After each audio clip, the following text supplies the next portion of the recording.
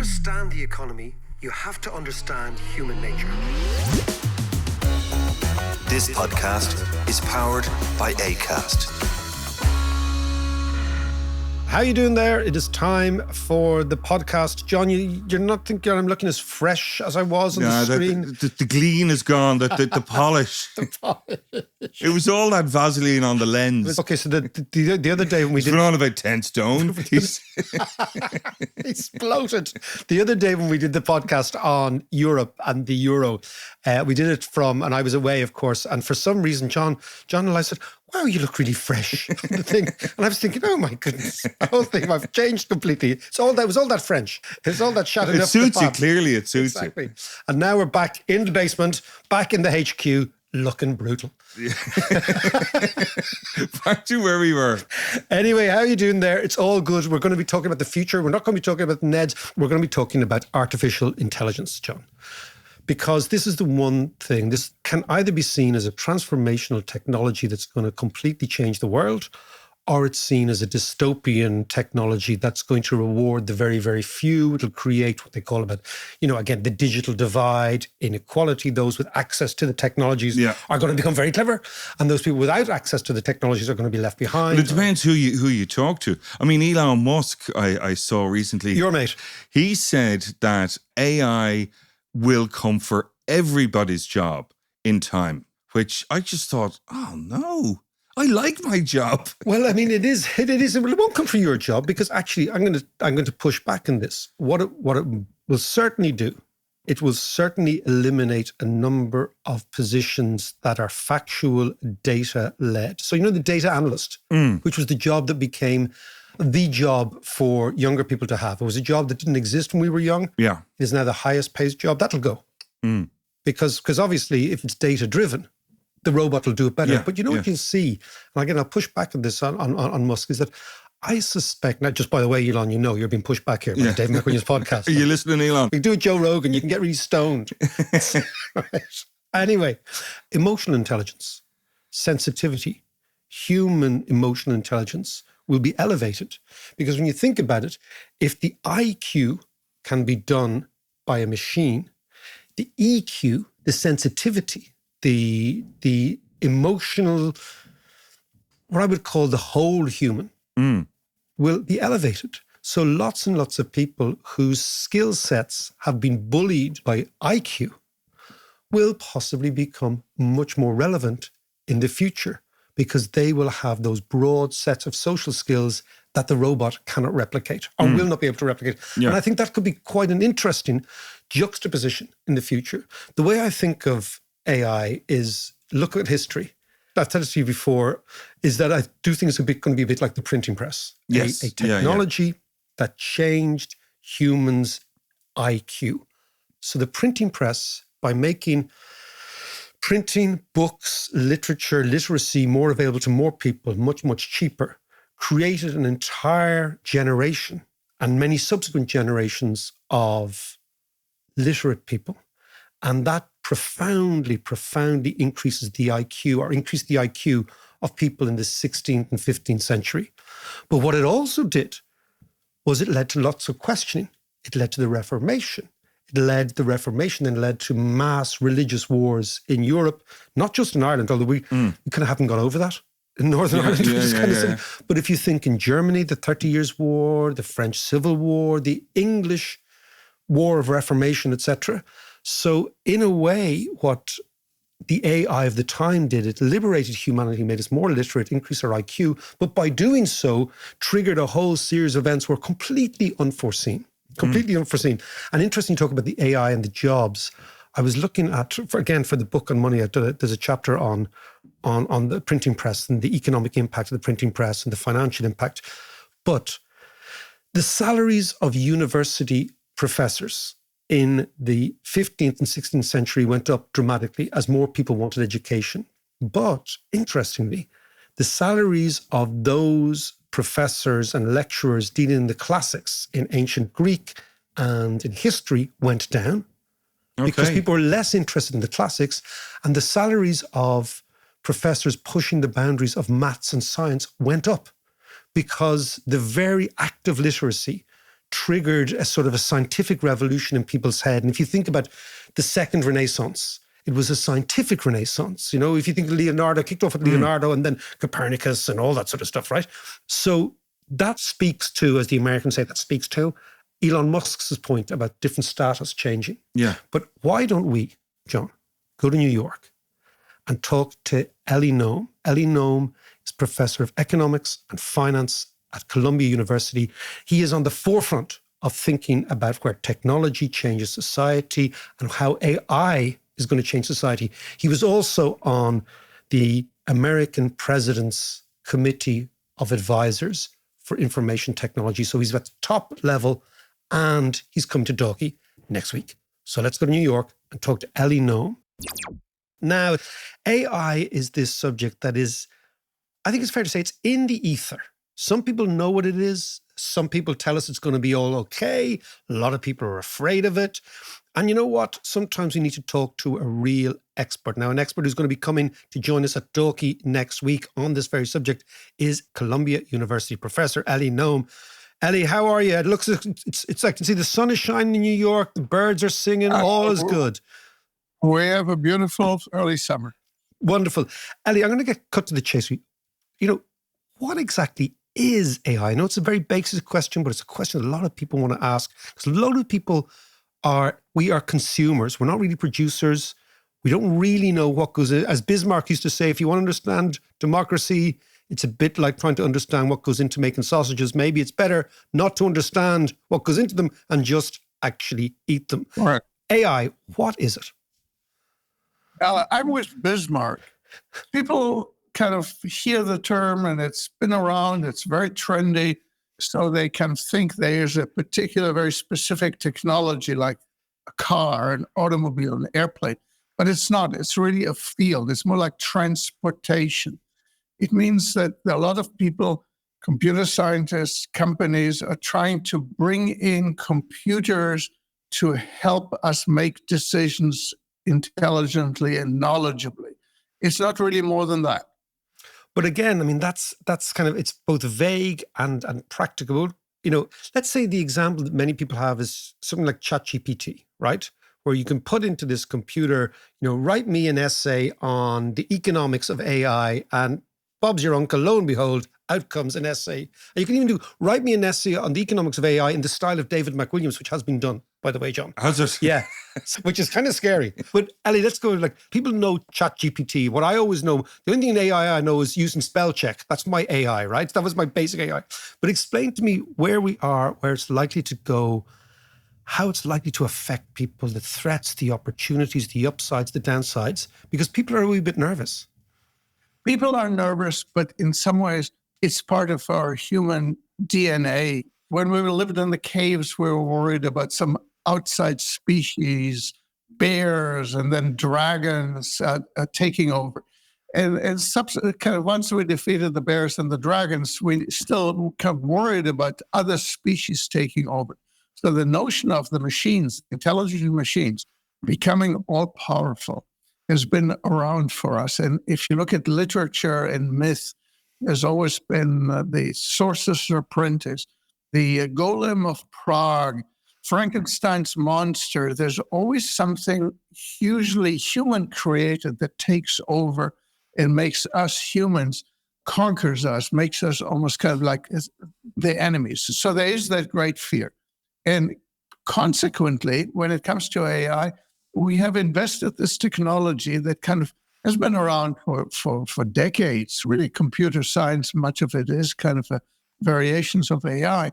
But it has exploded with that ChatGPT that you mentioned, David. Yeah. Okay, because suddenly the machine really talked back to you intelligently with something that you imagined were some ideas that the ChatGPT would formulate, when in fact it just kind of grabbed sentences and kind of in an intelligent way put them together, which in fact might be somewhat what we as humans do too.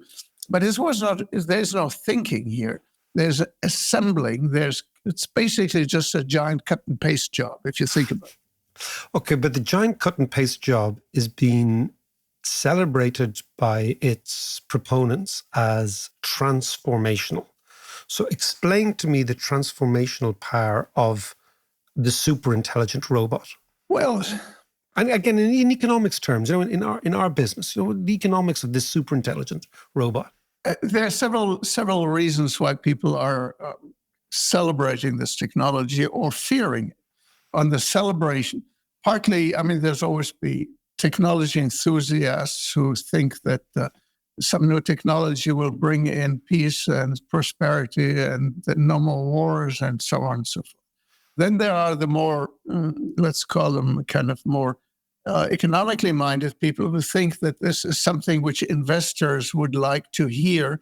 And so anytime that you can add the words AI to your business plan, there will be some kind of particular attraction for people to throw money at you.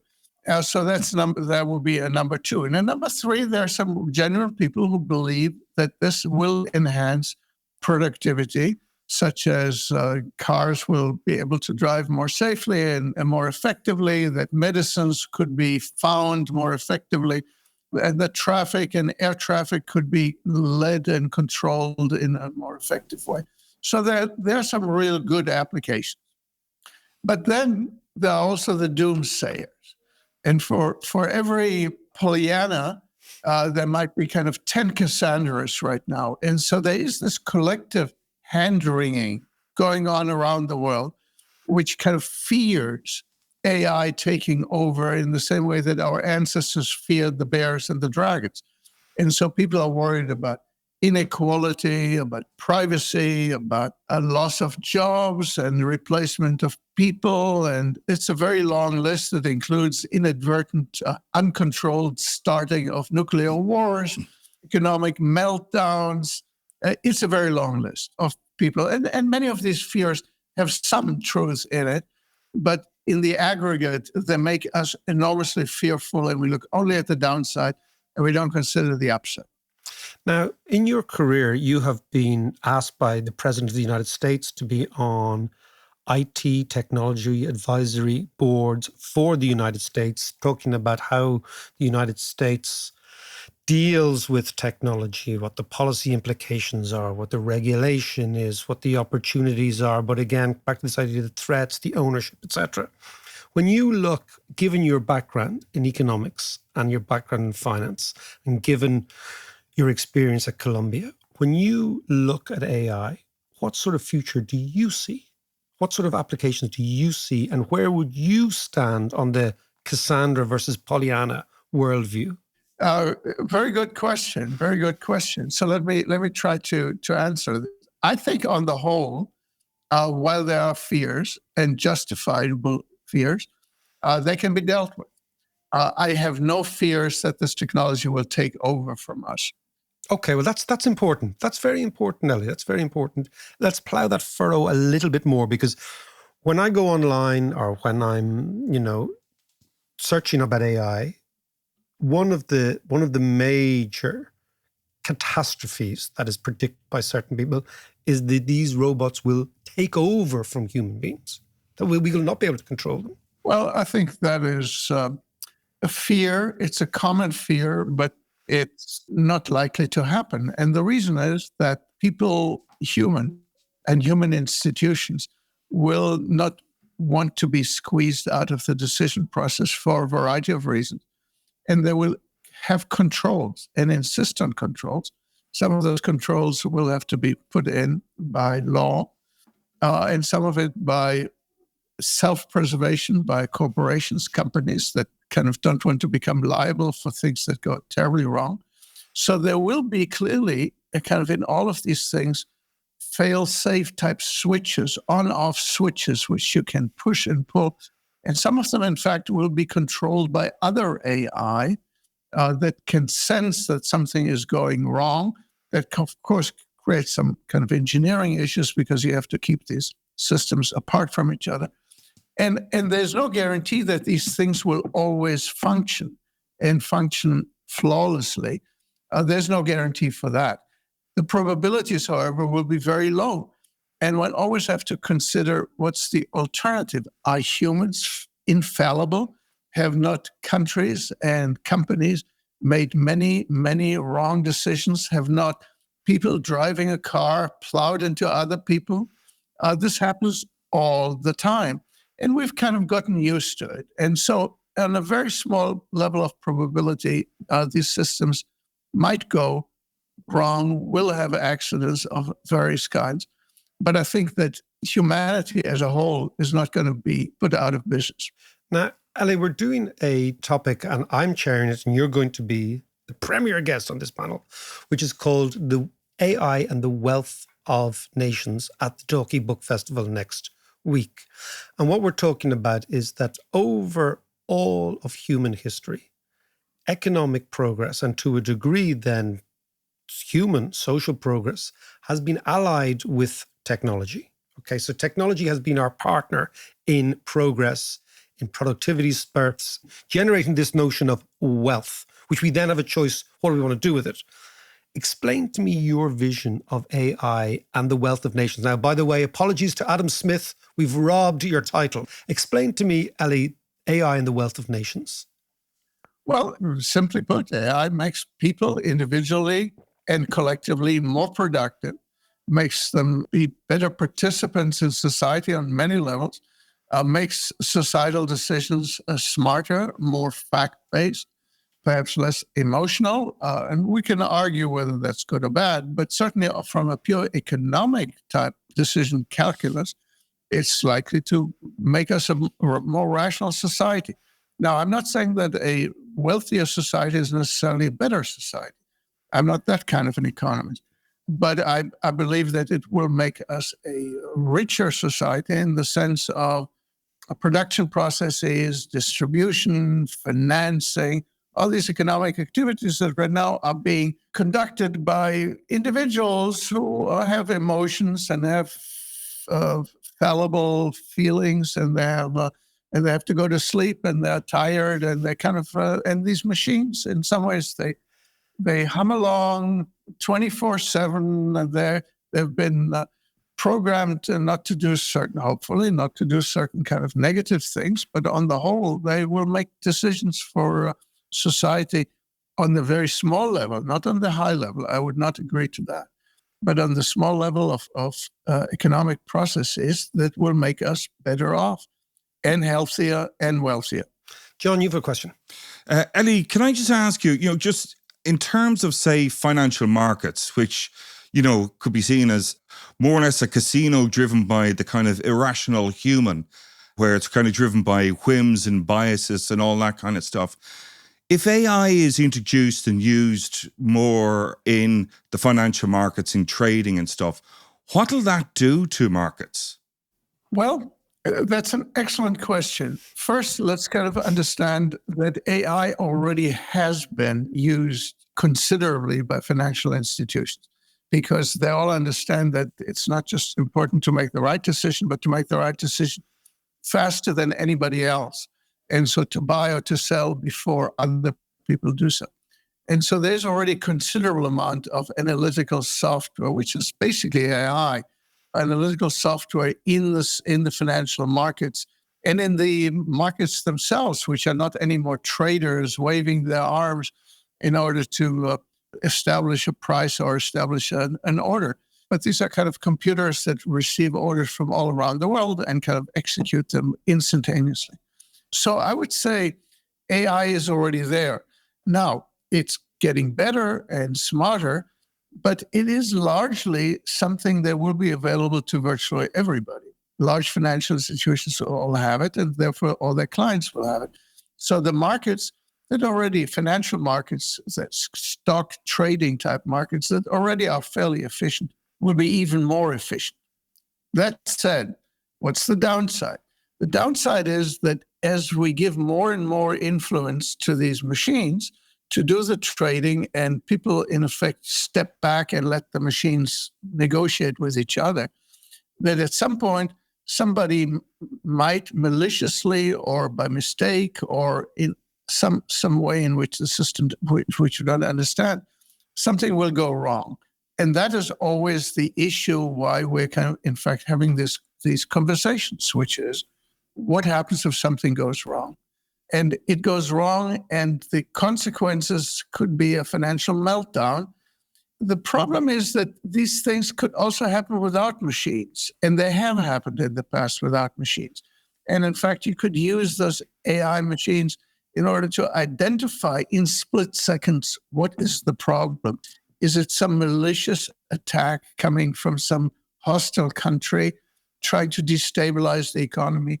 Is it some trading company whose computer somehow is malfunctioning and sends out nonsense type orders of huge magnitude that destabilize the market? So AI is a tool of instability, potentially, but also of fixing problems.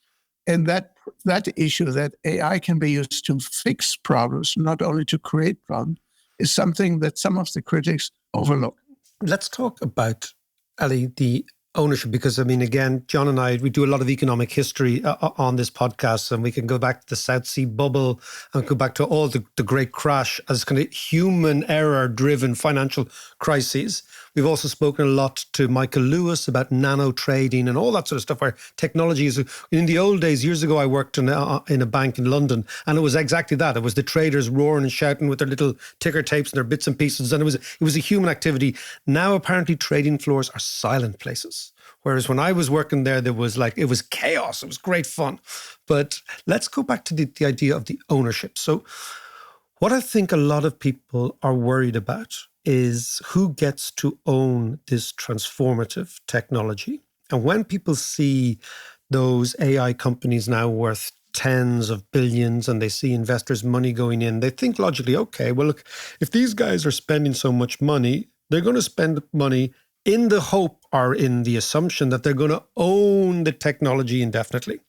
And if this technology is, as you say, both dangerous and opportunistic, there needs to be some sort of regulatory person in the middle or group of wise men or wise women who actually regulate the whole thing. And to what extent, as we know is the case, particularly in the United States, which is the leader of this, that lobbying and finance changes the United States in a way it doesn't change other countries. You know, in terms of lobbying counts in America. To what extent will the very wealthy control, own, and therefore govern the trajectory of this technology or this series of technologies?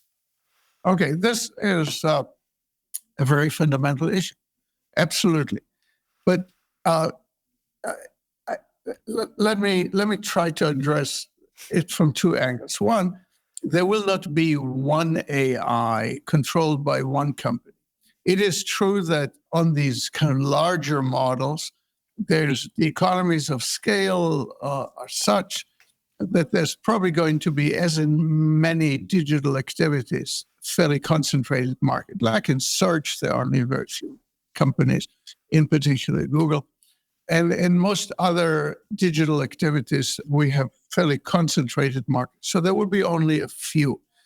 Although, as I said, AI covers so many things. It could be some kind of medical research. It could be engineering. It could be stock market analysis. So I don't see that there's the AI, but Yes. many AIs. All right. So in that sense, power is somewhat diffused, but not total. More importantly, however, I see that AI actually is for individuals, and that is presumably the concern that you have. For individuals, it is actually an empowering technology because it makes you smarter.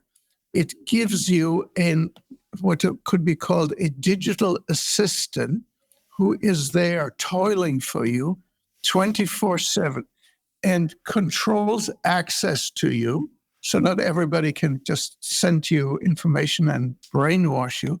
It follows your instructions. It is your personal AI. It is provided to you by some commercial companies, presumably, but it could also be provided by some nonprofits and public interest type organizations. But it becomes your screener, your selector, your advisor, your stock picker, your, let's call it your friendship manager, your... John and I need those. We definitely need friendship managers. In some world, this could well be a digital partner. And I mean that in the sense of a machine that's yours, what you're saying, that empowers you, that increases your possibilities, increases your opportunities. Yes, I mean, in a way that you have now already Alexa or Siri, and you talk to them and you ask them questions, and they kind of become, as this technology becomes smarter, that's AI. As this technology becomes smarter, they will kind of give you advice. They will kind of remind you. There will be, you can chat with them about your feelings. They become your friends. They become your lovers even. There are films about that. Oh, well, John Machina. John is perked up here. No, but seriously, because I mean, this is the fascinating thing, is it is a sort of a brave new world. I mean, it's an overused cliche to, again, we dredged up poor Adam Smith, we'll dredge up poor Aldous Huxley, right? But there is this sense that we may be entering into a marriage with technology that humans have yet to really experience, this level of intimacy. What we're talking about is a sort of an intimacy. Well, and that's why it's perhaps best not to think of it as artificial intelligence juxtaposed to human intelligence, but think of it as augmenting human intelligence, as enhancing human intelligence. And that makes us actually more human people, in the sense that humanity, what distinguishes us as humans from other species, animals, it's basically our brain power. It's not our physical strength. It's not our eyes or ears or teeth or whatever. It's a moral compass, number one, but it's the intellectual ability that we have that enhances us. And what I would think is that what AI as an enhancement, augmentation of humans is going to make us smarter people. It will give humanity, think of a humanity that collectively now has an IQ, not of 100, which is kind of the average, not of 100, but suddenly an IQ of, let's say, 125. What would this do to us, to society, to humanity, to our interactions?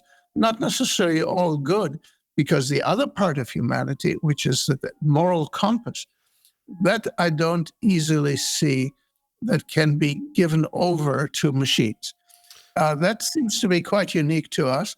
And sure, we can program machines to not to kill. I mean, these moral decisions, when you have a car, should you swerve to the left? Should you swerve to the right? If you swerve to the right, you kill a little boy. If you go to the right, you kill an elderly lady. So which one should it be? You can program these things to some extent, but they're not really coming out of any sense of morality of good and evil. So, Eli, just before we go, and again, I'm really looking forward to sitting down with you, Dalkey. I mean, it's great to have somebody who is so deeply enmeshed in this area and has been thinking about it for a long, long time at a very, very high level. So I really can't wait for next weekend's conversation. But on balance, where do you think, or what do you think this AI world, from an economic perspective, let's just say, is going to look like? Well, it's always hard to predict the future, but we can learn from the past. And the past has shown us that since the Industrial Revolution, which brought in science and engineering technology into the economy in a meaningful, serious way, while people were worried, in the end, people were better off. And there are very few people today who would like to live as people did 200 years ago, 100 years ago, 50 years ago. And so there's a question, why would this not continue? Now, you can't prove it, but you can have a positive attitude towards change induced by technology. So we will be smarter. The economy will be smarter. And if you believe that intelligence makes a difference, then adding artificial intelligence to human intelligence should make a positive impact. Eli, we will leave it there. We will discuss this. We're going to be discussing politics, economics, media, morality. Even we're going to be discussing an issue of AI and God, what it means to be human in an AI world, as well as education, health, all that great stuff. We will see you next week in Dalkey. So, Eli, brilliant stuff. We'll see you in Dublin next week. David, this was my AI double that spoke to you. You should see the real person. Brilliant stuff, Eli. Okay, great stuff. We'll see you next week. Bye-bye.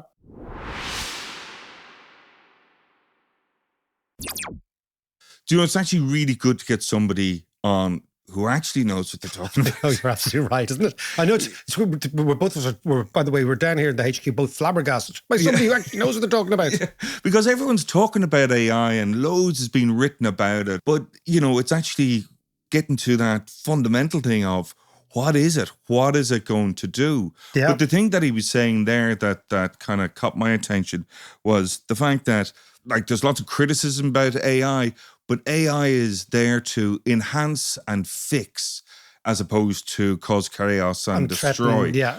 But he also says it makes us even more human, intellectually. Yeah. Even more human, which I thought was an interesting take on it. And that emotional side of our characters becomes even more important. Yeah. Because the emotional side of the characters makes us human. I think he's absolutely right.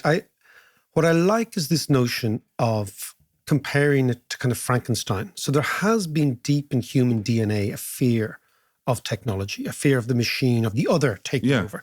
And that's a natural part of human insecurity. Yeah. And I think that we're talking about something very, very similar. Now, typically, it's an ideological thing. The old left are very, very, very keen to accuse technology of upending the world and changing the world and leading to inequality, leading to inequality of opportunity, etc. It's a sort of a default trope of the left, right? The right, on the other hand, the technological right, they see it all as, this is all going to be absolutely fantastic. There's no downside. I think what Ellie was talking about there is this needs to be policed. It needs to be regarded as part of us, but also that there are downsides and those need to be teased out and thought about profoundly. Yeah. Now, the difficulty is all of this is ongoing. There won't be a moment where AI wasn't there and now it's there and we've got this regulation that, covers everything. So I think it's going to be like an evolutionary process, back to our friend Schumpeter, John. Yes, indeed. That basically this is going to be a suck it and see. It's going to be a trial and error. And we're going to grope our way to a solution on AI rather than arrive at some massive top-down solution for everything. I think there's also, in the kind of creative world as well, I mean, AI, people are afraid that AI is now going to be writing books and making movies, and there is an element to that. Definitely. And actually, it's a great tool. I use bits and pieces of AI as well in my work as a tool as opposed to anything else. But people who will, or people who are afraid that it will kind of take over.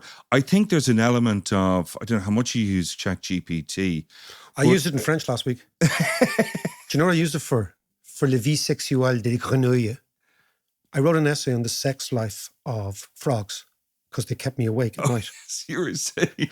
And I wrote I said, écris-moi une petite présentation sur les vies sexuelles des grenouilles.